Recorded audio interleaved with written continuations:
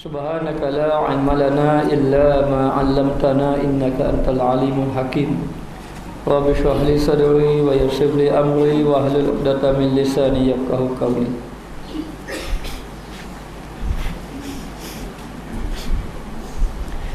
Telah diceritakan bahawasanya memandang akan satu pandang itu mendidih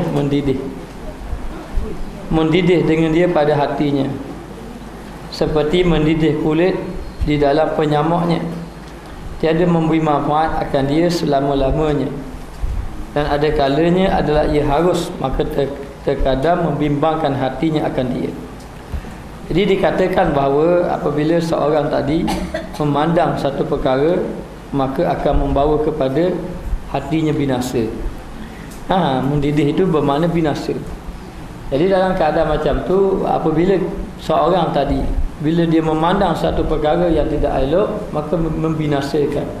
Yang pertama, membinasakan akalnya. Akalnya menjadi rosak. Dia akan memikirkan apa yang dia pandang. Hatinya akan memikir, akalnya akan memikirkan tentang apa yang dia pandang. Yang kedua, rosak dari segi hati. Akibat daripada memandang lalu masuk di dalam hati, akhirnya merosakkan hati dia, rosak hati dia. Dan yang ketiga, merosakkan amalnya, amal ibadahnya, menyebabkan amal ibadahnya tidak sempurna apabila dia memandang sesuatu. Memandang sesuatu yang boleh membawa kepada kerosakan. Jadi seseorang tadi hendaklah menjaga pandangan supaya hatinya tidak sibuk dengan pandangan tadi, yakni pandangan yang boleh merosakkan amalnya. Akibat daripada memandang, apabila kita memandang perkara yang buruk, maka akan menyebabkan satu titik hitam di dalam hati kita. Jadi orang yang memandang perkara-perkara yang buruk, bermakna ia mengotorkan hatinya, hatinya menjadi kotor. Kata Sayyidina Ali, apabila seorang itu memandang, banyak memandang kepada perkara yang buruk, hatinya menjadi kotor, maka tidak ada guna hatinya tidak bernilai di sisi Allah apabila seseorang itu tidak dapat menjaga pandangan. Walau orang itu ahli ibadat, dia kuat amal ibadat, tetapi pandangan matanya dia tidak dapat dijaganya, maka hati yang ada padanya tidak memberi nilai di sisi Allah Subhanahu wa taala. Maka seperti kulit yang membawa kepada rosak apabila kita samak dia. Bila kulit kita nak guna kulit kita samak, tapi kulit tadi jadi rosak, dia tengah cari ke apa, jadi tidak ada manfaat kulit yang kita samak tadi. Maka tiada memberi manfaat dengan dia selama-lamanya. Maka ibadat yang tidak dijaga hati matanya, ibadat itu tidak memberi manfaat di sisi Allah. Mesti seseorang itu menjaga pandangan mata. Hari ini manusia amat suka menjaga pandangan mata. Kerana di keliling kita hari ini, dalam keadaan kita terdedah dengan perkara-perkara yang boleh merosakkan hati kita, dengan melalui pandangan mata. Dengan pandangan mata. Jadi akibat daripada itu, hati menjadi rosak. Hari ini baik kita keluar daripada rumah, macam-macam yang dapat kita lihat. Orang yang menedahkan aurat, baik lelaki maupun perempuan. Begitu juga duduk di dalam rumah, sama ada ianya melalui TV, CD, telefon, komputer, internet dan sebagainya, semuanya boleh merosakkan pandangan. Jadi dalam keadaan itu, apabila seorang tadi telah merosakkan pandangan mata dia tadi, maka dia bukan rosak pandangan mata dia saja, maka hatinya pun akan menjadi rosak. Kerana hati ini banyak memikir perkara apa yang dia lihat lebih daripada apa yang dia dengar. Dia dengar, kadang-kadang dia fikir, tapi pandangan mata ini lebih tajam lagi. Maka dia kata di sini,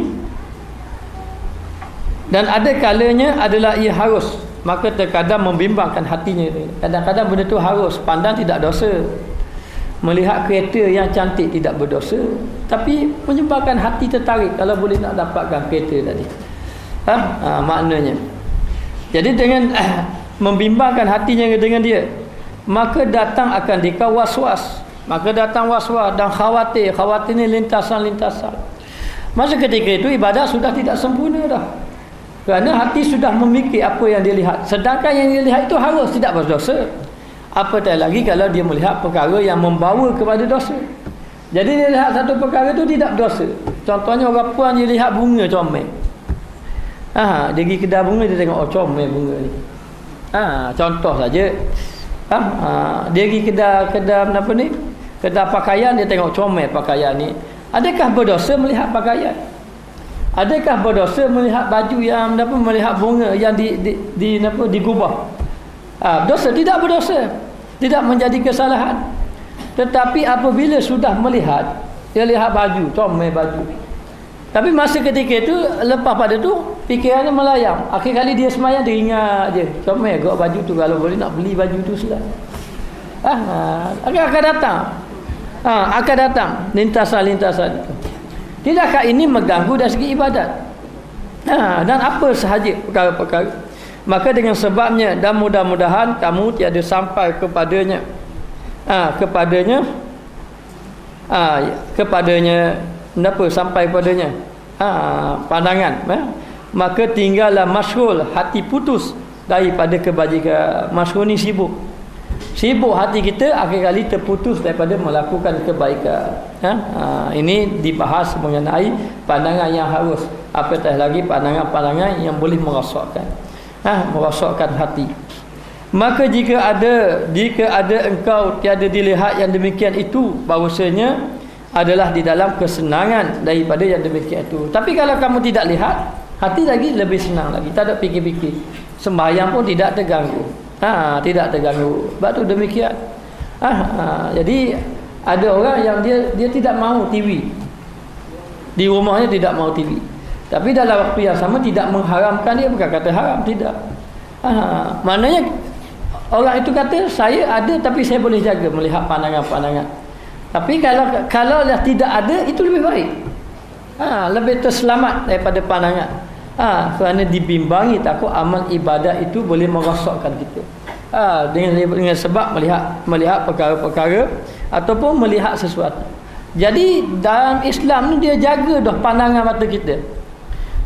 Sehingga kan orang-orang dahulu, orang-orang soleh dahulu, dia tidak mahu bawa anak-anak dia pergi ke rumah orang mewah-mewah. Mana? Saya tidak mengatakan kemewahan itu salah. Bagi saya, selagi mana ingat pada Allah, tak apa. Tapi saya nak cerita ni kisah orang-orang dahulu, dia tak mau bawa anak-anak dia. Kerana bila anak dia melihat perkara-perkara keindahan, jadi akan membimbang hati dia. Hati dia. Begitu juga orang soleh itu tidak mau bawa isteri dia ke rumah sahabat dia yang kaya-kaya. Tujuannya tidak mau. Padahal melihat rumah, melihat kenderaan, melihat apa-apa tidak salah. Tidak salah. Tetapi apabila saja kita melihat perkara yang harus itu, kadang-kadang perkara yang harus ini pun sudah mengganggu ibadat. Perkara yang harus ini, perkara. Okey, kenapa perkara harus? Saya contohkan baju. Lihat baju tidak berdosa. Tak tahu kalau orang kata berdosa, tak berdosa lihat baju. Perkara itu perkara harus. Tapi apabila sudah membimbangkan hati, maksud membimbangkan hati maknanya sudah tertarik dengan apa yang dia lihat. Apabila sudah tertarik dengan apa yang dia lihat, pasti akan datang was-was, khawatir, lintasan dan sembahyang. Angkat takbir je lalu datang lintasan. Kena beli ke baju tu baru comel. Yang mari dia tak. Dah kita nak sembahyang je. Yang kita melihat itu perkara yang harus. Kalau melihat perkara yang harus pun boleh mengganggu ibadah, boleh mengganggu hati, apatah lagi melihat perkara yang diharamkan oleh Allah. Melihat perkara yang diharamkan oleh Allah ni bukan saja dia merosakkan pandangan, tapi merosakkan hati kita. Hati kita boleh menjadi rosak. Maka dia kata hanya putus daripada kebajikan. Mutuskan daripada kebajikan. Dan jika adalah engkau tiada lihat yang demikian itu, sebenarnya adalah di dalam kesenangan daripada yang demikian itu. Kalau tidak lihat lagi baik. Yang orang ni tak tengok langsung, baju-baju pun dia tak tengok. Maknanya tidak tengok langsung. Lalu dia angkat takbir, tak ada ingat apa-apa. Lebih lagi perkara itu menyenangkan dia. Dan pada mana ini disebut oleh ulama daripada Sayyidina Isa alaihissalam. Nabi Isa alaihissalam bahawasanya bersabda ia. Nabi Isa pun berkata, takut olehmu, maknanya maksud takut jagalah akan kamu, akan mata. Ibadat kita tidak sempurna kalau kita tidak menjaga mata. Mesti kena menjaga mata. Bukan letak aimo ni jaga mata. Abu sikit tak titik mata. Jaga mata tidak. Menjaga mata adalah menjaga pandangan. Menjaga pandangan. Maka dia kata takut olehmu, jaga. Kerana di antara jalan yang merosakkan amal ibadat kita adalah mata. Dan menilik maka bahawasanya menambah di dalam hati kamu keinginan. Jaga kamu akan mata, menilik ni akan melihat. Jaga kamu daripada melihat. Jaga kamu daripada melihat, maka bahawasanya apa ni? Melihat itu menambah di dalam hati keinginan. Bila melihat lalu ingin. Macam kita cerita Hasan Basri melihat orang puang lalu ingin. Ingin dan memandang dengan dia apa dia? Memada dengan dia iaitu taulan fitnah. Maknanya orang yang melihat tadi boleh membawa kepada fitnah. Taulannya maknanya empunya orang yang melihat tadi, fitnah akan membawa kepada fitnah. Jaga-jaga kamu, mata kamu jaga kamu daripada melihat. Maknanya jaga kamu daripada melihat perkara yang diharamkan oleh Allah, perkara yang boleh membawa kepada masyghul hati, maknanya sibuk hati. Jadi kadang-kadang akibat daripada mata, orang yang melihat tadi, orang yang tidak menjaga mata tadi akan membawa kepada fitnah. Sebab itu seseorang itu menjadi penzina kecuali dia tidak menjaga mata. Kalau dia menjaga mata, nasihat terselamatlah hatinya. Kadang-kadang dia tidak menjadi orang yang mengadu domba, orang yang memfitnah orang lain. Kecuali kalau dia menjaga mata dia, pasti dia tidak akan jadi orang yang mengadu domba dan sebagainya. Jadi mata ni besar. Sabit daripada mata ini, maka terselamat segala dosa-dosa yang lain. Orang yang tidak ada mata, maka dia menjaga mata, mungkin dia tidak mencuri. Jarang kita dengar pencuri itu orang buta, jarang. Orang yang tak ada mata dia pun mencuri itu. Jarang. Sebab dia tidak melihat. Jadi mata ini satu benda yang besar. Jadi bila seorang itu menjaga mata, maka hati dia menjadi bersih. Bila hati yang menjadi bersih, hatinya cerah, maka dia akan merasa kelazatan ibadat. Jadi di antara sebab manusia tidak lazat melakukan amal ibadat kerana tidak mampu menjaga mata. Jadi seseorang tadi kena jaga. Jadi kena jaga macam mana? Dia kena lihat. Sama ada dia menjaga keadaan itu seperti adanya sesuatu. Contohnya TV. Sama ada dia jaga hanya melihat perkara yang baik-baik, ataupun dia meninggalkan terus. Baik tak ada TV di rumah. Ataupun dia pergi di suatu tempat. Di satu tempat orang pun ajak dia pergi dekat pulau. Bila pergi dekat pulau, dia tak boleh jaga pandangan. Maka dia mengambil keputusan, kalau dia nak jaga, dia jangan pergi tempat tu. Orang-orang yang soleh, kalau dia pergi di suatu tempat itu sabit dia pergi tempat tu, dia tidak boleh menjaga anggota dia.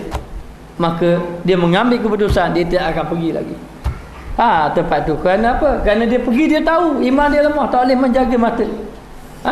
Lalu dalam keadaan macam tu, dia pun mengambil keputusan tidak akan pergi semata-mata nak menjaga mata. Jadi mata lah yang menyebabkan seseorang tadi hilang kekhusyukan.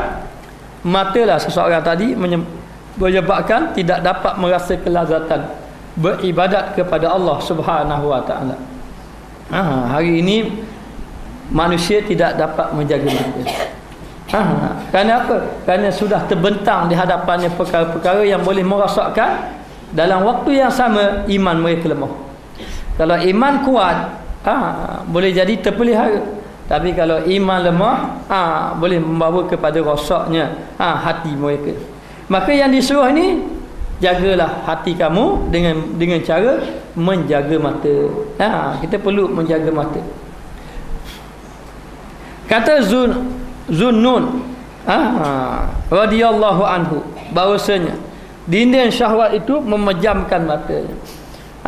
Dinding syahwat ataupun senjata yang paling ampuh untuk kita nak menghadapi nafsu, syahwat ni nafsu, adalah dengan memejamkan mata. Apa makna pejam mata? Yakni menjaga pandangan daripada melihat perkara-perkara yang diharamkan oleh Allah. Kita melihat, kadang-kadang kita sudah menjaga dah adab-adabnya, tetapi orang yang tidak jaga adab, kita berpakaian menutup aurat, tapi orang lain tidak menutup aurat, itu pun kita kena jaga. Sebab tu yang saya cerita tu, bila sahabat Nabi datang, isteri Nabi tak pakai tudung, tak tutup. Masa tu ayat tentang tudung tidak turun lagi. Lalu Nabi kata jaga-jaga, ada lelaki datang. Yang datang itu buta, Abdullah ibnu Ummi Maktum.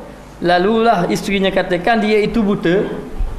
Tak lagi buat apa, sebab dia itu buta. Nabi mengatakan betul dia buta, tetapi kamu tidak buta. Dia tidak melihat kamu, tapi kamu melihat dia. Melihat dia. Jadi dalam keadaan tu boleh merosakkan. Sebab itu ada sahabat Nabi, dia berjalan, lalu terlihat wanita, lalu terlintas di dalam hati, wanita ini cantik orangnya. Lalulah dia pergi berjumpa dengan Sayyidina Osman. Sayyidina Osman pun berkata, di kalangan kita ada orang yang berzina mata.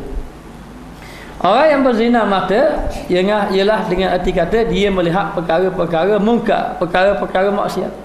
Jadi bila melihat perkara-perkara tadi, dia bukan saja melemahkan pandangan matanya, melemahkan pandangan mata, dan dia juga boleh melemahkan tubuh badan dia. Bila seorang tadi, orang yang sudah mengantuk mata contohnya, jadi dia boleh kena tidur, rehatkan tubuh, tapi bila melihat perkara yang tidak molek, jadi tubuh dia tak ngantuk, mata tidak ngantuk tubuh. Jadi benda itu boleh merosakkan tubuh badan seseorang tadi. Jadi nampak keletihan, lesu saja. Sebab apa? Sebab berjaga malam bagi contoh. Keletihan, letih. Sebab apa? Sebab ni dok tidak menjaga mata.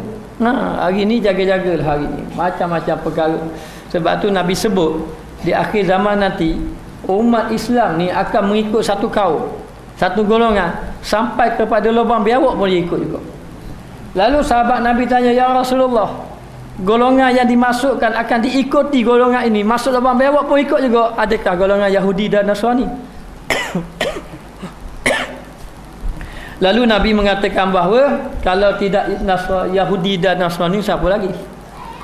Jadi hari ini yang Yahudi dan Nasrani sudah dapat meracuni dari segi pakaian. Dari segi pakaian, anak-anak kita mengikut pakaian yang menjolok mata. Dari segi perfilman, filem-filem, drama-drama dalam TV habis. Termasuk lagi dalam internet lagi. Bawa perkara-perkara yang tidak elok. Semua adalah daripada orang-orang Yahudi untuk merosakkan orang-orang Islam. Jadi hari ini orang Yahudi tidak ada kampung kita, tapi apa yang dibawa itu sudah ada di hadapan mata kita. Yang boleh merosakkan amal ibadat kita hari ini. Sebab tu umat di akhir zaman lemah. Di antara sebab lemahnya beribadat kerana tidak mampu menjaga mata. Mesti seseorang tadi menjaga mata. Kalau tidak menjaga mata, tidak ada manfaat ibadat dia yang banyak, walaupun dia banyak ibadat. Jadi satu ketika Luqmanul Hakim, orang akan pergi rumah dia, pergi ramai-ramai rumah dia, bukan minta bitis itu, orang hanya sekadar minta nasihat saja. Yang dicerita dalam Al-Quran. Menapa ayat dia macam mana? Wa iz qala Luqmanu li ibnihi wa huwa ya'idhuhu ya bunayya la tusyrik billah inna syirka la zulmun azim. Jadi Luqmanul Hakim apabila dia mewasiat kepada anak dia, wahai anakku, jangan kamu syirik kepada Allah di kala sembahyang. Macam-macam dia nasihat. Jadi orang datang ramai ke rumah dia. Ke rumah Luqmanul Hakim, dan kerja Luqmanul Hakim jumpa orang bagi nasihat orang balik. Jumpa orang bagi nasihat balik. Lalu orang rasa hairan. Ya Luqman, orang datang rumah kamu tiap-tiap hari ramai. Berbondong-bondong. Orang datang rumah Luqmanul Hakim. Jadi dalam keadaan macam tu, orang datang ke rumah Luqmanul Hakim ini ramai.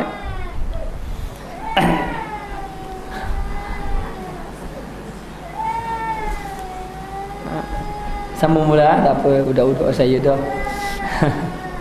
Jadi dalam keadaan macam tu, jadi orang tengok, orang rasa pelik. Sebab apa? Tiap-tiap hari ramai orang.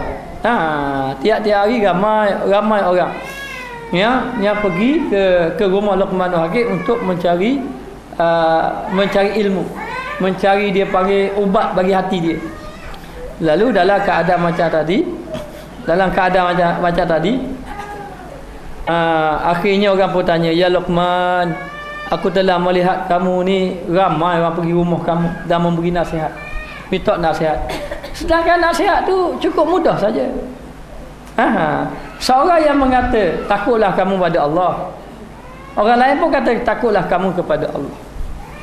Khatib setiap pagi Jumaat, bukan pagi Jumaat, hari Jumaat, setiap hari Jumaat bila baca khutbah tidak ada ayat lain, ittaqullah, takutlah kamu pada Allah. Sama saja. Tetapi kenapa kata-kata kamu ini memberi kesan pada orang lain? Mana orang tu pergi, dia kata takutlah kamu pada Allah, balik jadi takut sungguh pada Allah. Kalau orang lain kata gitu kok, tak ada apa-apa. Tadi dia tanya, kenapa kata-kata kamu ni memberi kesan kepada dia?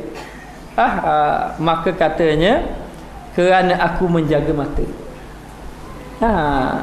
Jadi hati, lidah seseorang itu, kata-kata seseorang itu tidak akan memberi kesan kalau seseorang itu tidak menjaga mata. Akibat daripada menjaga mata, maka mata yang dijaga, hati yang bercahaya. Bila hati yang bercahaya, orang yang punya hati yang bercahaya, lidahnya akan menjadi tajam. Kata-kata dia akan masuk di dalam hati. Jadi kerana dia menjaga mata, nasihat dia diterima pakai. Nasihat dia siapa orang dapat boleh terima. Siapa orang mari ramai-ramai. Kalau orang lain nasihat yang sama pun tak akan jadi macam dia nasihat. Bezanya apa? Beza kerana lidah orang yang bercakap itulah lidah orang yang menjaga mata. Jadi dalam seseorang yang menjaga pandangan mata akan menyebabkan semuanya bernilai. Telinga dia, lidah dia dan sebagainya. Maka jaga kamu, pejam mata kamu. Apa makna pejam mata kamu? Yang ini tundukkan pandangan, jangan melihat kepada perkara-perkara yang mungkar. Jagalah amal ibadat yang telah kita lakukan. Kita melakukan amal ibadat yang begitu banyak, tiba-tiba kita rosakkan amal ibadat kita dengan kita tidak menjaga mata. Sedangkan nikmat mata ini begitu besar. Nikmat mata ini besar. Diceritakan dalam kitab Jauhar Mauhub wa min Bihatul Qulub, mengesahkan bahawa ada seorang hamba Allah yang beribadat banyak. Ibadat yang banyak itu melayakkan dia itu masuk di dalam syurga. Melayakkan dia itu masuk dalam syurga. Lalu Allah Ta'ala kata, wahai hamba-Ku, masuklah kamu ke dalam syurga dengan rahmat aku. Lalu lelaki tadi kata, ya Allah, aku tidak mau masuk dalam syurga dengan rahmat kamu, tapi aku nak masuk dalam syurga dengan ibadat aku. Dengan ibadat. Sebab apa? Sebab ibadat dia banyak.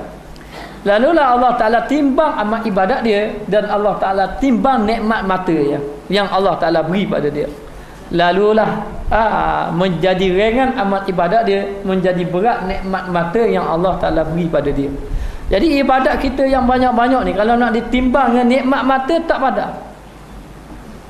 Dan ibadat kita pun tidak akan memberi kebaikan apabila seseorang tadi tidak menjaga mata. Jadi kesan daripada seseorang tadi yang menjadi lemah tubuh badan dia, bukan saja tubuh badan, yang kita bimbang melemah, hati dia jadi lemah. Ilmu-ilmu pengetahuan, ibadat-ibadat yang disarankan suruh laksanakan ibadat, ilmu-ilmu pengetahuan tidak dapat. Ilmu-ilmu agama tidak dapat menembus di dalam hatinya, kerana pandangan mata dia telah menutup cahaya hati dia. Pandangan mata dia yang menyebabkan dia tidak mampu, ilmu tu tidak mampu menembus di dalam hatinya. Sebab itu manusia, ada setengah orang yang hati dia bersih, cakap bak Allah jadi takut, menangis dan sebagainya. Tapi bagi orang yang tidak dapat, hatinya sudah terhijab, hatinya banyak dengan dosa-dosa, bercakaplah dengan apa saja tajuk pun kadang-kadang tidak memberi kesan. Dan mungkin di antara sebabnya adalah seseorang tadi menjaga mata. Jadi ulama-ulama dahulu banyak menyarankan supaya menjaga mata. Selagi mana orang tidak mampu menjaga mata, maka selagi itulah ibadat dia tidak akan memberi kesan kepada hati dia. Mesti kena menjaga mata. Kena kawal. Memanglah PK awal-awal. Anak saya, rumah saya tidak ada TV. Saya ada internet, saya tutup internet. Biar ketinggalan zaman kayak saya ni, tak apalah. Jadi anak pergi rumah tok dia, rumah pergi pari, balik kampung kita tengok TV. Uping-iping je. Tak apalah. Kita nak jaga. Tapi memang kadang-kadang memberi kesan juga, maknanya tapi bila kita fikir jangka panjang, kadang-kadang biarlah yang paling baik kita menjaga dia daripada kecil. Jaga dia supaya pandangan mata itu kalau kita dapat jaga, jangan kata dia, benda itu kadang-kadang ada pun kita sendiri pun.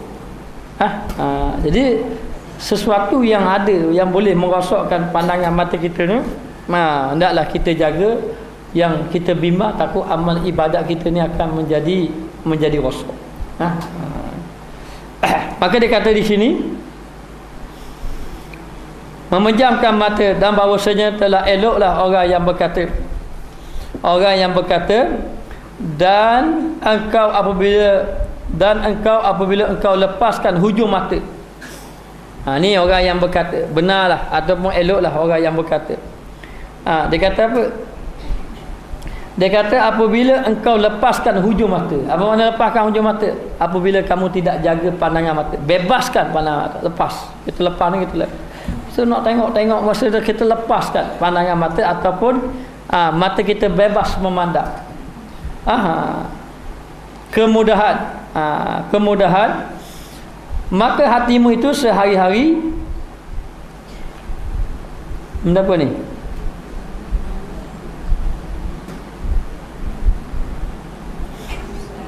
Memati.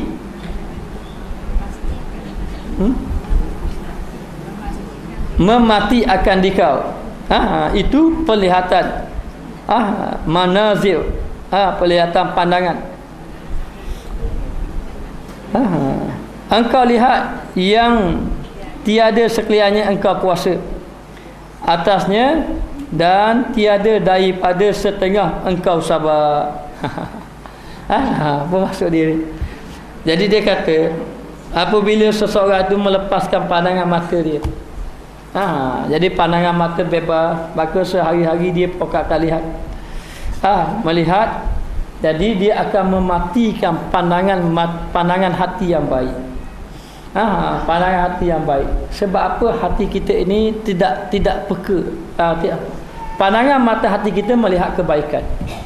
Pandangan mata hati kita ingin melihat kepada perkara kebaikan dan sukakan kepada kebaikan. Tetapi yang mematikan pandangan mata hati kita adalah pandangan mata kita. Pandangan mata kita ni yang menyebabkan mematikan pandangan mata hati kita. Yang mata hati kita ini sukakan kebaikan, takutkan kepada akhirat. Takutkan kepada akhirat, inginkan kepada syurga, takut kepada azab api neraka. Ini pandangan mata hati, inginkan melakukan kebaikan. Ini pandangan mata hati. Tapi pandangan mata hati ini dipadamkan dengan melihat pandangan mata. Sebab kamu bebaskan mata kamu, bebas melihat apa saja. Melihat apa saja. Maka dalam keadaan macam tu, engkau lihat yang tiada sekiranya engkau kuasa atasnya, dan akhir sekali engkau akan melihat sesuatu yang kamu tidak mampu menahannya, menyebabkan kamu ini yang tiada setengahnya engkau sabar. Apabila kamu lihat akhir kali menyebabkan kamu tidak sabar, tidak sabar, tidak mampu menahannya. Orang yang tidak menjaga pandangan mata, jadi dia tidak mampu dah melakukan amal ibadat. Yang kita bimbang apabila dia melihat kepada sesuatu itu, hati dia sudah tidak sabar dah. Sudah tidak dapat pandang. Kalau orang lelaki melihat pandangan wanita yang cantik, lalu hati dia tak sabar dah nak pada orang perempuan yang cantik. Berupa juga perempuan melihat lelaki yang cantik, yang comel, lalu dalam hati dia sudah tidak sabar dah, tahan dah. Angkat takbir pun dah ingat habis dah. Kenapa? Hati dah sudah jadi liar dah. Masa ketika itu hati sudah liar, ibadat pun menjadi rosak. Dan kamu pun sudah tidak tahan dah lagi. Kerana kamu telah membebaskan pandangan mata. Orang yang membebaskan pandangan mata akan rosak. Inilah sebab-sebab tu ulama-ulama dahulu, ulama sufi mengatakan di antara jalan mencari redha Allah, jalan beribadat, mereka berkhalwah, menjauhkan diri daripada makhluk. Jauhkan diri pada makhluk. Sebabnya di antara sebab nak jaga pandangan mata, dia duduk rumah berzikir apa-apa. Kita khalwah kau duduk rumah tengok TV. Tamu keluar rumah, pergi Medin, tamu serabut macam-macam ada. Pergi Sabasung pun tamu, pergi Jaya pun tamu, macam-macam ada. Duduk rumah dah nak beribadat. Tak beribadat pun. Tidak pandai menjaga mata. Jadi tidak dapat ridha, kita mestilah menjaga mata hati kita. Akibat daripada tidak menjaga mata, habis rosak amal ibadat kita. Sebab tu kita hari ini tidak merasa terkesan dengan ilmu agama. Orang zaman dahulu apabila bercakap saja, orang apa bercakap saja tentang kematian, mereka menangis beramai-ramai. Apabila saja menceritakan tentang Nabi, mereka menunjukkan rasa kerinduan yang bersangatan kepada Nabi. Apabila saja pergi kepada jenazah, majlis kematian, rasa takut kepada Allah. Tapi hari ini apa-apa majlis, cakap bab mati ke, pergi melawat orang mati pun, cerita bab akhirat, tidak memberi kesan. Sebab apa? Sebab pandangan hati kita sudah tertutup. Tertutup dengan sebab apa? Dengan pandangan mata kita. Ni pandangan ni ada dua. Satu pandangan mata, satu pandangan mata hati. Pandangan mata hati. Jadi pandangan mata hati ni yang menggalakkan ibadat, pandangan mata ni yang menutup cahaya mata hati. Yang ni kita tidak mahu.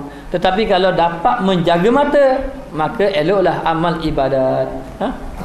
Jadi memang kita merasai dalam anggota yang paling suka kita jaga hari ini, yang pertama mata, yang kedua lidah. Ataupun yang pertama lidah, yang kedua mata. Mana antara anggota-anggota yang paling payah kita nak menjaga, yang kita bimbang anggota ini boleh merosakkan amal ibadat kita, yang pertama mata, yang kedua lidah. Dengan mata manusia melihat perkara tak molek. Apabila melihat perkara tak molek, maka lidah pun berkata. Lidah pun berkata. Akhir kali dua anggota inilah yang menyebabkan manusia tadi tidak dapat menjaga mata. Maka Allah Ta'ala beri mata. Dah tujuan apa Allah Ta'ala beri mata? Yang pertama kita kena faham, Allah Ta'ala mencipta yang pertama pendengaran, yang kedua mata. Dengar dulu.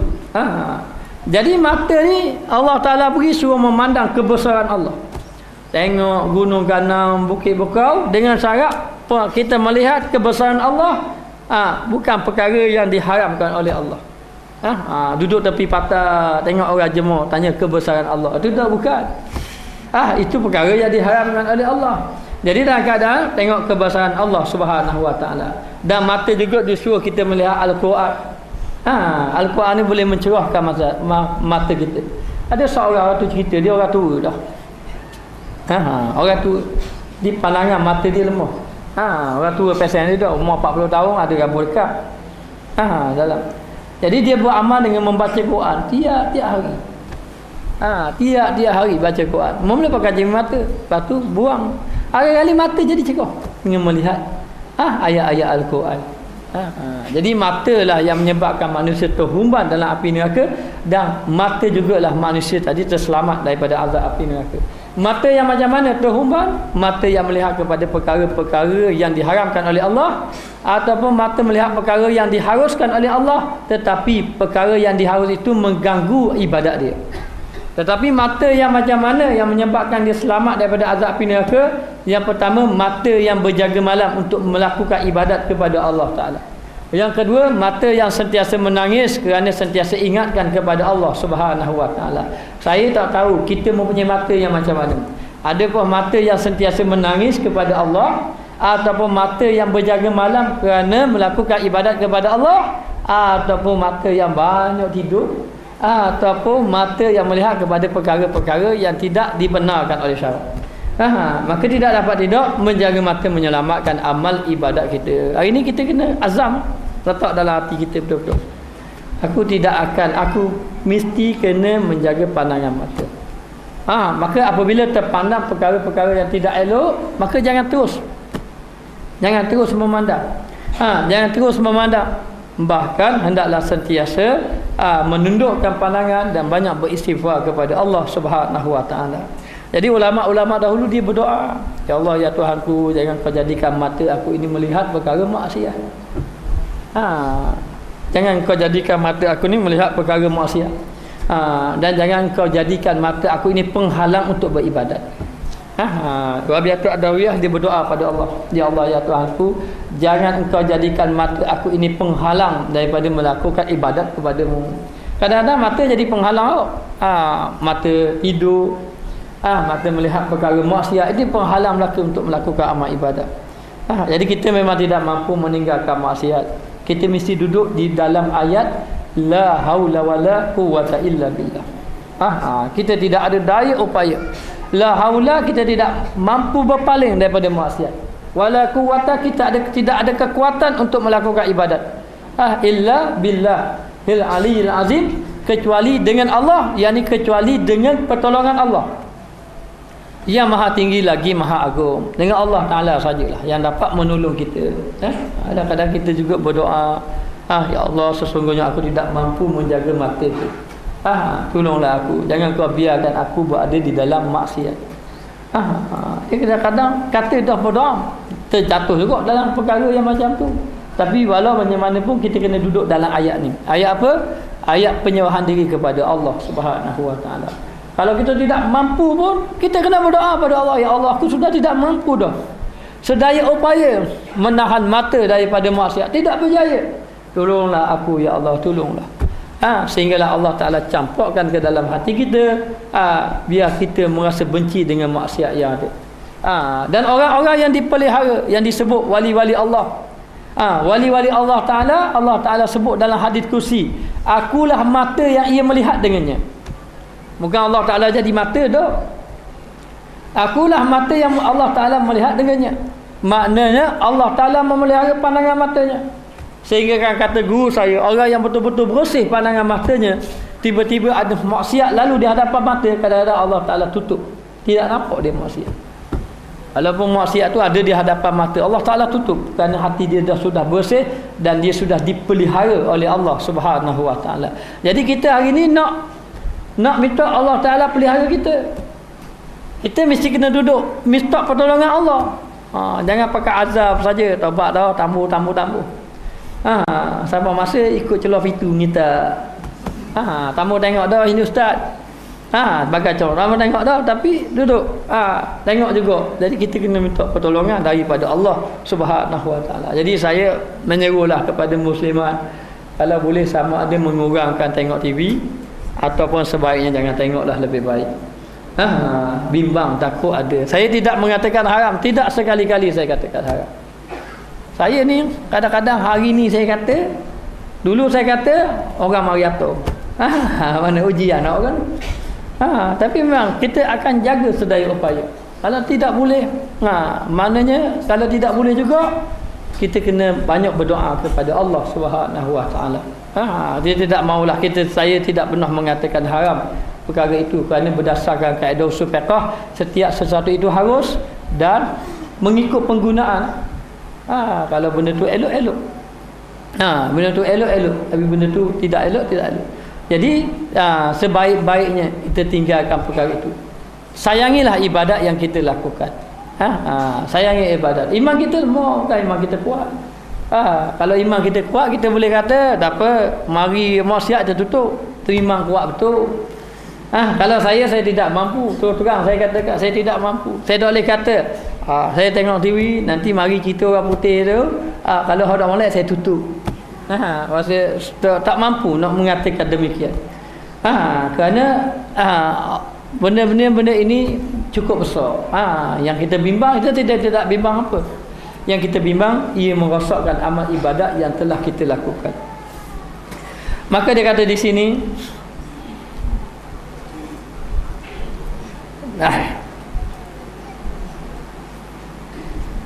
maka tiba-tiba tak kala adalah memejam mata.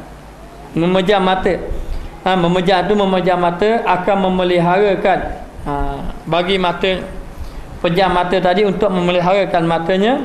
Jangan engkau pandang kepada barang yang tiada memberi faedah.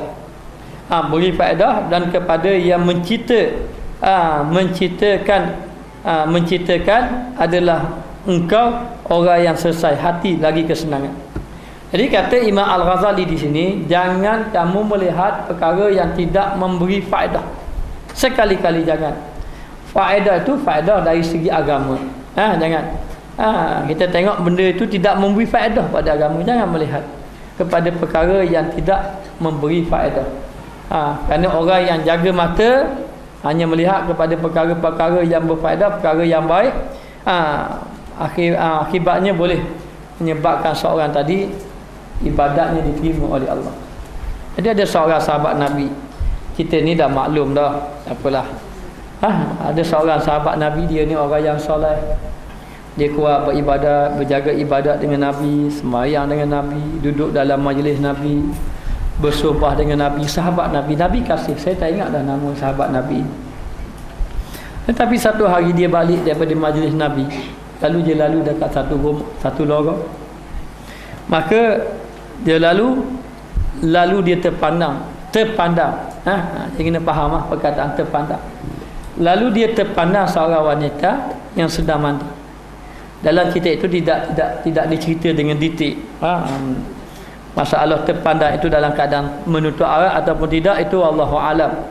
Tapi kita nak cerita lelaki itu terpandang. Dan itu saja yang terpandang. Sedangkan katanya pandangan pertama itu tidak mengapa. Pandangan yang kedua itu adalah dosa. Jangan kata ada orang tanya pandangan pertama lama-lama, ustaz boleh tak? Pandangan pertama lama-lama sama dengan pandangan 2-3 kali. Maksudnya pandangan pertama yang tidak sampai kepada hati. Jadi bila sahabat Nabi ini terpandang wanita tadi yang sedang mandi, dia merasa sangat-sangat bersalah. Sangat-sangat bersalah yang tidak dapat digambarkan, dan dia teringat pada Nabi dan dia merasa malu sangat pada Nabi. Kerana dosa yang dia telah lakukan. Padahal dia terpandang, bukan memandang. Jadi dalam keadaan macam tu, dia pun bertaubat kepada Allah, beristighfar, berzikir, dan sambil menangis. Menangis, betapa khianatnya mata aku, ya Allah, menangis siang malam. Sehingga kan majlis Nabi dia tidak hadir. Sepatutnya biasanya dia hadir majlis Nabi, dia tidak hadir. Jadi Nabi dapat tahu orang yang hadir dengan orang yang tidak hadir. Setelah beberapa lama sahabat Nabi ini tidak hadir, lalu Nabi pun bertanya. Jadi sahabat Nabi tidak tahu, tiba-tiba tidak ada. Lalulah Nabi suruh beberapa orang sahabat Nabi pergi cari dia. Bila pergi cari, jumpalah dia. Didapati dia sedang menangis. Dia kata dia telah melakukan dosa. Lalu katanya mari jumpa Nabi. Dia kata dia sangat malu nak jumpa Nabi, tak sanggup nak jumpa Nabi sebab dia tengah dah buat dosa. Lalu setelah dipujuk-pujuk, akhir kali sahabat Nabi ini pun pergi jumpa Nabi. Lalu menceritakan kesalahan dia, dan dia minta supaya Nabi ini doakan dia. Lepas pada dia jumpa Nabi, kemudian dia pun balik. Lepas tu tak pergi lagi ke jumpa Nabi, tak pergi. Dia kerana merasa sangat-sangat bersalah. Kesan daripada itu, dia menderita, akhir sekali membawa kepada kematian. Mati dia, sahabat Nabi ini mati. Lalu sahabat Nabi mati kerana tengok orang puang mandi. Lalu dalam keadaan macam tu, dia pun bila mati diberitahu kepada Rasulullah. Maka sahabat Nabi pun agak terkejutlah tengok dia mati. Lalulah dalam keadaan itu orang pun menguruskan jenazah dia. Bila orang uruskan jenazah dia, lalu kepada peringkat nak sembahyang, Nabi menyembayangkan dia. Lepas dia sembahyang, nak kebumikan dia. Lalu diusungkan jenazah dia untuk pergi ke perkuburan. Masa nak pergi dekat perkuburan, orang melihat Nabi ini kelakuan agak tak seperti biasa.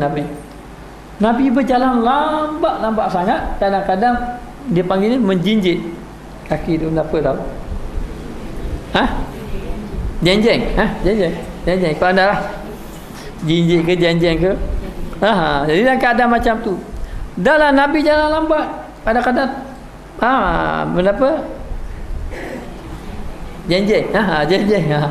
Dalam keadaan macam tu. Jadi sahabat Nabi pelik. Lalu sahabat Nabi tanya, ya Rasulullah, kenapa Rasulullah jalan macam ni? Sahabat Nabi tanya, dengan keadaan Nabi yang agak pelik itu, agak ganjil itu. Lalu Nabi mengatakan, aku telah melihat sangat ramai malaikat mengiringi jenazah lelaki ini. Amat. Sehingga kan aku tidak boleh berjalan. Jalan. Dan kalau aku pijak duduk ni, pasti aku akan pijak di atas malaikat. Kerana terlalu ramai malaikat yang mengiringi sahabat Nabi jenazah. Disebabkan dia bertaubat daripada pandangan mata dia. Sebab tu cukup besar pandangan mata ini, cukup besar. Kalau kita tidak menjaga pandangan mata, akan menjadi rosak amal ibadat kita. Sebab tu banyak perkara anggota yang paling kita takut sekali mata. Paling kita takut yang merosakkan ibadat. Itu yang pertama. Yang kedua, lidah. Lidah pun boleh menyebabkan rosak amal ibadat kita kepada Allah Subhanahu Wa Taala. Jadi dalam keadaan macam tu, sahabat Nabi ini dia bertaubat kepada Allah. Sedangkan taubat dia kepada Allah Taala dalam keadaan tidak melihat wanita tadi, hanya terpandang sahaja. Tapi oleh kerana rasa takut, ya'lamu kha'inatal a'yun wa ma tukhfi sudur, Allah Taala mengetahui mata-mata yang khianat, dan apa yang tersembunyi di dalam hati kita.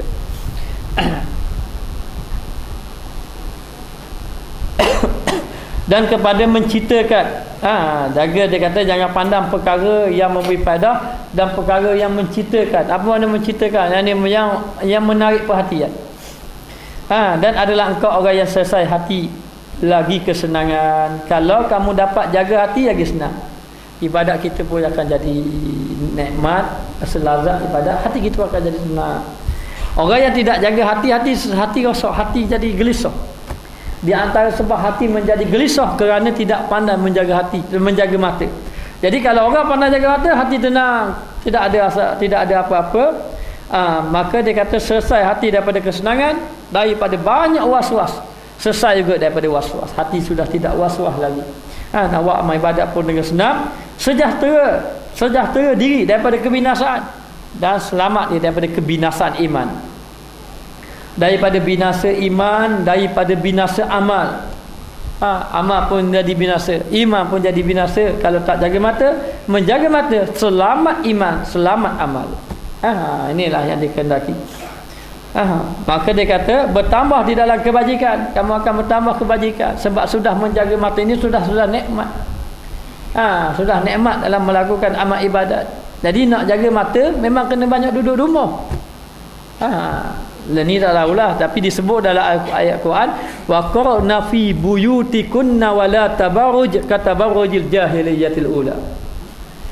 Maka hendaklah kaum muslimat wa qarna fi buyutikunna, hendaklah mereka itu mendiami rumah-rumah mereka. Tujuan rumah-rumah mereka mendiami ini kenapa?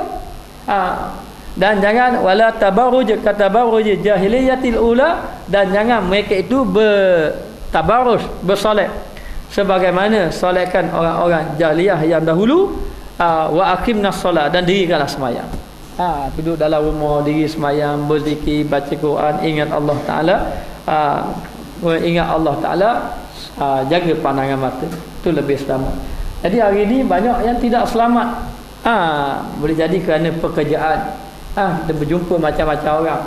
Boleh jadi kerana pergaulan, kita berkawan, kita bersuhbah. Jadi boleh jadi kerana kita ini berjalan-jalan dan sebagainya, menyebabkan kita tidak dapat menjaga pandangan mata. Maka jaga olehmu. Maka dia kata bertambah di dalam kebajikan, maka jaga olehmu akan faedah yang amat menghimpunkan Allah. Wallahu muwaffiq. Maka jagalah mata. Dengan mata kita jaga akan dapat segala kebajikan. Menghimpunkan segala kebajikan. Dan wallahu muwaffiq, dan Allah Taala lah yang memberi taufik, memberi pertolongan kita kepada melakukan amal ibadat. Ingat, apa-apa ibadat yang kita buat, kita tidak mampu bergantung diri kita seorang atas diri kita, kecuali mesti minta pertolongan daripada Allah. Kalau kita tidak mampu menjaga mata, berdoa banyak-banyak pada Allah, ya Allah Tuhanku, jagalah pandangan mata aku. Sehingga kan sahabat-sahabat dahulu, orang-orang soleh, ada di antara mereka sanggup biar dia kabur pandangan mata, tak apa. Biar dia buta, tak apa, asal dia tidak melihat maksiat. Orang-orang dahulu dia punya takut kerana menjaga pandangan mata. Jadi orang yang jaga pandangan mata, maka bersihlah hatinya. Ada pun tahdid apa? Tahdid ancaman. Orang yang tidak menjaga mata menakutkan. Ini ayat ini dengan firman Allah Taala, innallaha khabirum bima yasnaun, bahwasanya Allah Taala amat mengetahui dengan barang yang kamu kerjakan, dan ketahuilah Allah Taala mengetahui apa yang kamu lakukan, sama ada secara terang-terangan ataupun secara tersembunyi. Tersembunyi, terang-terangan memang Allah Taala tahu, lebih-lebih lagi dalam keadaan tersembunyi, maka Allah Taala mengetahui apa yang kamu lihat. Apa yang kamu lihat, pandangan mata kita. Maka tidak hendaklah kita menjaga pandangan mata. Selamat seorang tadi kalau jaga pandangan mata. Dan lagi firman Allah Taala, ya'lamu kha'inatal a'yun wa ma tukhfi sudur. Kha'inatal a'yuni wa ma tukhfi sudur. Dan mengetahui ia akan khianat bagi mata, dan Allah Ta'ala tahu orang yang khianat dengan mata. Apa makna khianat dengan mata? Yakni orang yang tidak mensyukuri nikmat mata yang Allah Ta'ala berikan kepadanya. Mata ini bukan digunakan untuk melihat perkara maksiat. Mata ini tidak disuruh kita melihat kepada perkara yang boleh menarik perhatian kita, yang menyebabkan melalaikan kita melakukan amal ibadat kepada Allah Subhanahu Wa Ta'ala. Banyak perkara yang melalaikan kita. Jadi kerana melihat sesuatu yang menarik pandangan, akhir-akhir lalai melakukan amal ibadat kepada Allah Subhanahu Wa Taala. Jadi dia kata mata-mata yang khianat, orang yang tidak menggunakan mata pada jalan yang dibenarkan. Maka Allah Taala kata, ingat, mu ni aku beri mata, mu ni tak tengok mata pada kebaikan, aku tahu apa yang kamu lakukan. Bagi orang yang tidak menjaga pandangan mata. Siapa? Kita semua. Bukan kita semua, saya lah. Yang tidak melihat, menjaga pandangan mata. Jadi disuruh, kalau guru saya dia ajar, ada dia suruh latih, wa huwa ma'akum ainama kuntum. Satu-satu benda biar kita ada ayat yang kita pegang. Wa huwa ma'akum ainama kuntum, bersama dengan kamu di mana saja kamu berada. Siapa? Allah. Dia kalau nak buat apa-apa, kalau guru saya suruh ayat pegang, wa huwa ma'akum ainama kuntum, wa huwa ma'akum ainama kuntum. Kalau kita nak jaga mata, pegang ayat ni, ya'lamu kha'inatal a'yun wa ma tukhfi sudur. Jadi ayat yang kita baca ini boleh menolak nafsu jahat yang ada dalam diri kita. Ini kekuatan ayat Quran. Sebab tu orang-orang soleh dahulu dia menggunakan satu ayat-ayat ini memang mengingatkan mereka. Bukan sekadar baca, kita baca ayat Quran banyak dah kita baca, setengah-setengah tu kita khatam macam kali dah. Tetapi kita tidak menggunakan satu benteng. Jadi gunakan ayat ini satu benteng. Seperti untuk menjaga mata, guna ayat ya'lamu kha'inatal a'yun wa ma tukhfi sudur. Ataupun menggunakan ayat innallaha khabirum bima yasnaun. Kalau guru saya, dia suruh saya guna ayat wa huwa ma'akum aina ma kuntum. Bila nak buat apa-apa, wa huwa ma'akum aina ma kuntum. Buat apa-apa aina ma kuntum. Tak apa, orang lain dah tahu benda ni, orang tak ambil kira. Wa huwa ma'akum aina ma kuntum, mari kita boleh. Boleh akan nanti kita ditanggung dekat negeri akhirat. Maka demikianlah ayat ini sebagai tahdid. Apa makna tahdid? Ancaman, supaya kita mengingati ini ancaman daripada Allah, dan Allah lah Tuhan yang maha mengetahui segala-galanya. Jangan sembunyilah apa-apa. Dan Allah tu nahnu aqrabu ilaihi min hablil warid. Allah Taala ni lebih hampir kepada kamu daripada orang tekuk kamu. Maknanya tahu belaka apa yang kita buat. Tidak ada terlepas daripada pandangan Allah Subhanahu Wa Taala, daripada apa yang kita lakukan. Batu Junaid Baghdadi kata gitu kepada anak murid dia. Ramai-ramai anak murid dia ada Junaid Baghdadi, dia sayang pada anak murid dia yang kecil. Jadi orang lain petikai atau guru dia, kenapa duk sayang sangat budak-budak ni? Budak kecil ni. Lalu Junaid Baghdadi suruh anak murid dia ambil burung kayang. Burung maksud. Lepas tu ambil pisau sembelih di tempat yang tidak diketahui. Yang hanya kamu saja yang tahu. Sembelih di situ. Tapi orang lain sembelih, duduk dalam gua sembelih seorang diri, tapi budak tadi tidak sembelih. Lalu bila balik jumpa Junaid Baghdadi, Junaid tanya, kenapa tidak sembelih? Dia kata, apabila aku nak sembelih, aku merasakan ada orang mengetahui saya pada aku. Lalu dia tanya, siapa? Allah Ta'ala lah yang mengetahui. Allah Ta'ala mengetahui. Jadi bila Allah Ta'ala mengetahui segala apa yang kita lihat, bermakna perkara yang kita lihat, perkara itu yang melibatkan pengkhianatan kepada nikmat yang Allah Ta'ala beri, maka Allah Ta'ala kata aku mengetahui. Ya'lamu kha'inatal a'yun, aku mengetahui segala pandangan mata orang yang khianat kepada pemberian yang Allah Ta'ala beri kepadanya. Jadi nikmat-nikmat ni semua nikmat ni, mata, tangan, lidah, hidung, telinga dan semua nikmat daripada Allah. Dan segala nikmat ini tidak dapat digambarkan, tidak dapat dibayar dengan harta benda. Ada orang nak dapat ditukar dengan 2 biji mata dengan 2 bilion sebagai contoh. Walaupun 2 bilion, walaupun 3 bilion, 2 biji mata ini lebih besar daripada nilai yang dunia yang ada hari ini, ataupun nilai yang harta benda yang akan ditawarkan tidak ada.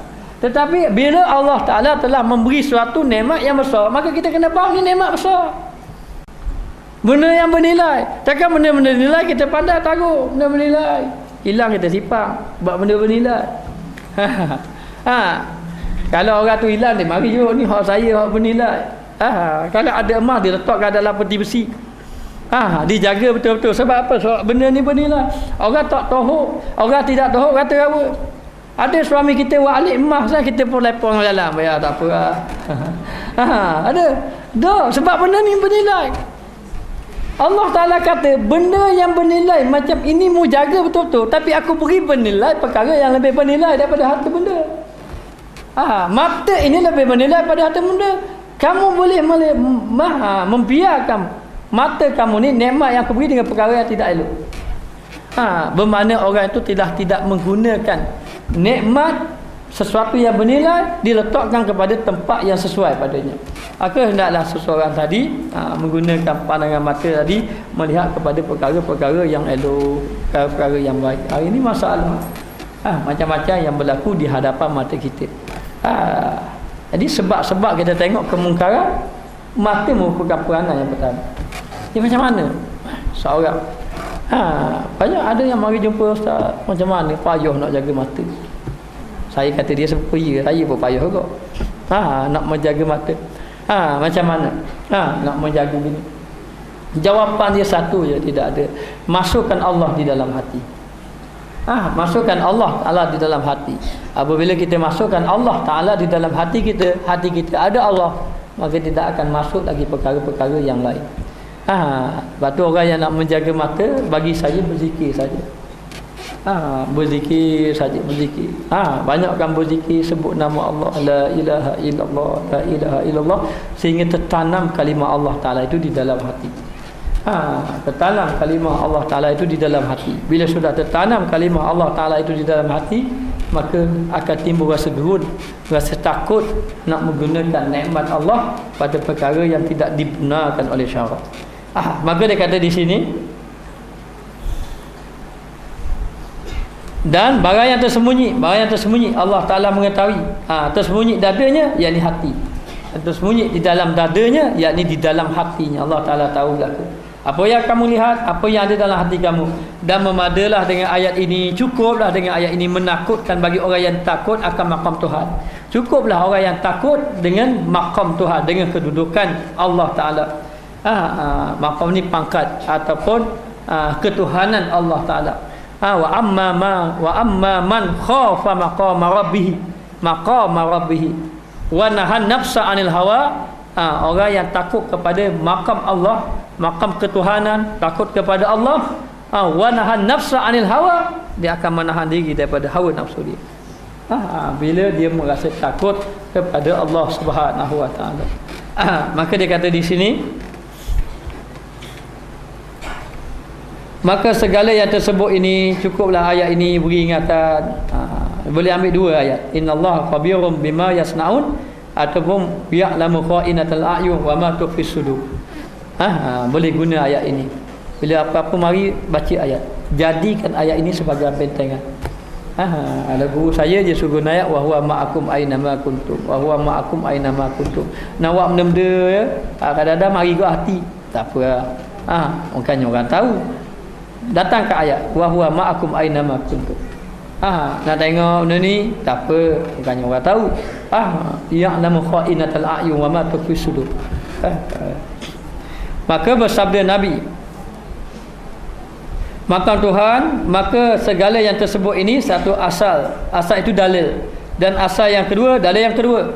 Dalil yang kedua, barang yang diriwayatkan daripada Rasulullah sallallahu alaihi wasallam bahawasanya bersabda, inna nadharata ila mahasinil mar'ati sahmun masmumun min sihamil iblisi faman tarakaha azaqahu Allah taala ta'ma ibadatin tasurruhu.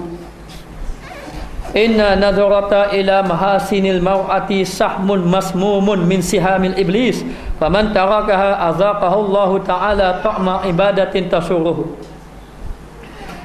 Bahwasanya tilik itu pandangan kepada keelokan perempuan, tengok kepada kecantikan perempuan itu anak panah yang ada racun, masmum itu racun, yang ada racun daripada anak panah iblis.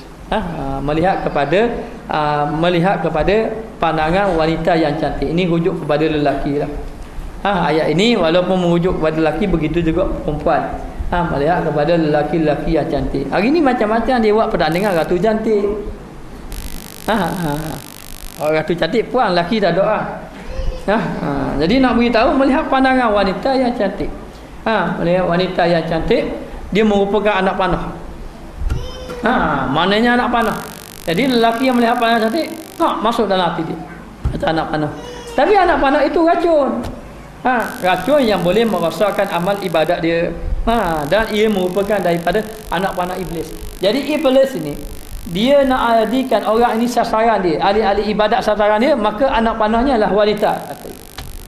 Wanita untuk menggoda tu. Sebab itu kita digalakkan supaya anak-anak kita muslimah supaya memakai pakaian yang menutup aurat. Kalau memakai podah itu lebih baik. Kalau semua 100% makan podah, selamat saya. Maknanya. Jadi nak beritahu pandangan tu. Jadi iblis ini dia akan menggoda. Sebab tu macam saya dah cerita dahulu, kadang-kadang orang-orang yang soleh, kadang-kadang dia harta benda dia boleh tahan lagi. Harta benda tadi dia boleh menolak. Jadi harta benda tidak mengganggu amal ibadat dia. Tetapi kadang-kadang dia kalah dengan wanita. Dengan wanita menjadi rosak. Macam saya cerita mengenai seorang yang tinggalkan anak dia sebab dia nak pergi musafir, dan dia sengaja tinggal pada orang ini kerana orang ini orang yang baik, orang yang soleh. Jadi dia sudah yakin kena beri pada orang yang baik-baik, orang yang soleh-soleh. Tapi yang dia tinggal tu anak perempuan. Orang anak perempuan, kau tinggal piti rasa boleh tahan. Kalau tinggal orang puang, ni cari orang lain. Ni cari orang yang betul-betul jaga. Jadi dalam keadaan macam tu, tiba-tiba mari bisikan syaitan. Jadi iblis ni akan jadikan sasarannya orang soleh tu, tapi anak panahnya wanita. Itu gambaran dia. Lalu itu orang puang tadi. Bila orang puang tadi, katanya syaitan tadi, orang soleh ni beri makanan, tak makanan balik, tengok-tengok bekas habis kosong. Maksud gitulah. Tanya. Jadi tak tahu ada kedok, makan tu makanlah. Kerana jadi syaitan kata kena panggil sekali biar nak sahih. Panggil sekali. Lalu panggil jawab dengan suara sedap. Mari bila suara sedap, mari. Tak apa ada. Lepas tu syaitan mari lagi.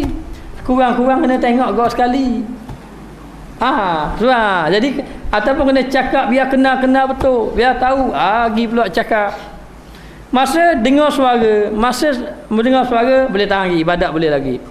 Masa tengah cakap lagi, berkenal-kenalan lagi. Tanya-tanya sebab nak sahih. Nak sahih sebab ni orang yang suruh kita jaga.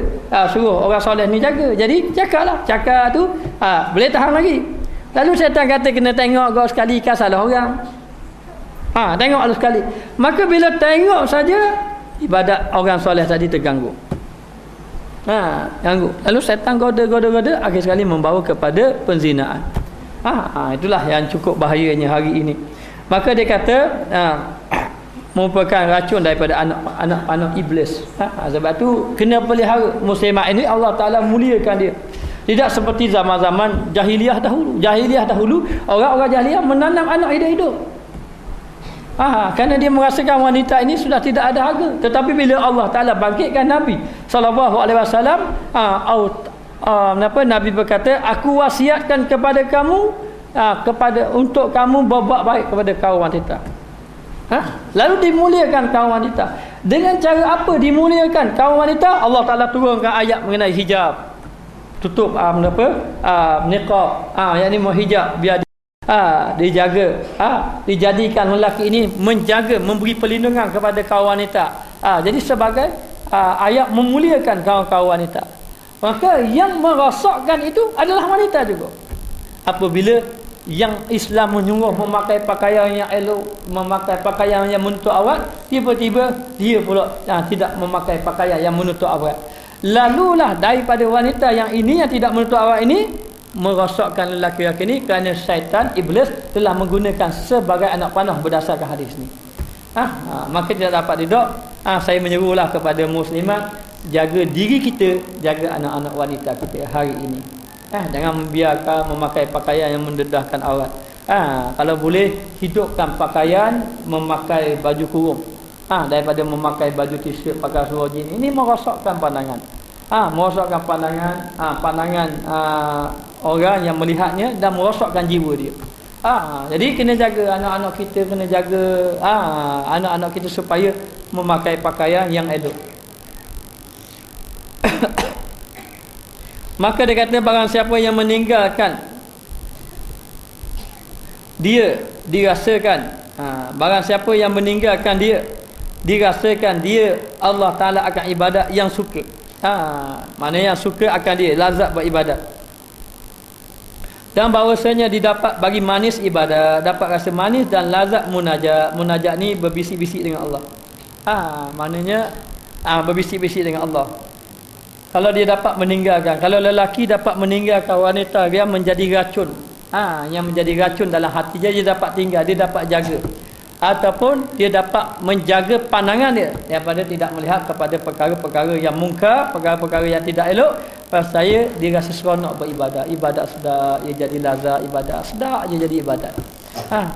Ibadat pun jadi baik, jadi elok.